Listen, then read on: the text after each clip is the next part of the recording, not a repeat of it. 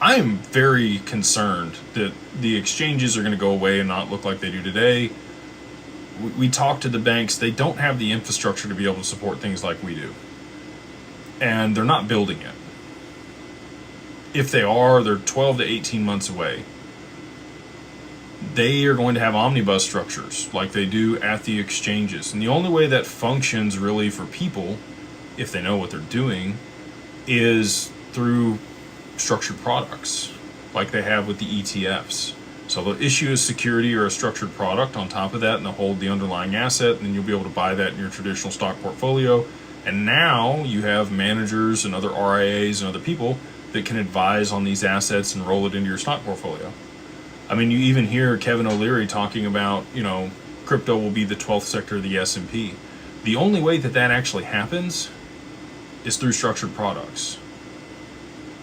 I don't think they ever had any intent of you holding the bearer asset. I mean, you don't hold stock certificates. Most people don't buy gold. They buy gold derivatives or paper. They roll contracts on the COMEX. Somebody else holds the gold and they still get exposure to it. That's just how most of the financial markets work. And I'll tell you, family offices, they don't want to have to learn how to use crypto. They just want to be able to get an allocation in crypto. Most of them have done it through funds or fund to funds at this point.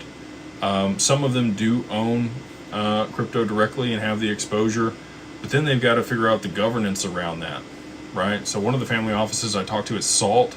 That gentleman's got 4 different people on his financial committee, and they come together every quarter. They all live on different continents, and they all take a portion of the keys with them when they leave.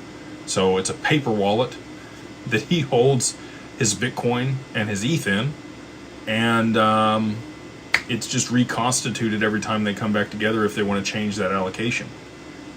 Very, probably, basic is probably the best word. I was going to say like barbaric way of doing this, especially, since we have institutional custody and nobody has to see or hold the keys, and it's insured, and they get all the assurances that they would with their traditional stock portfolio.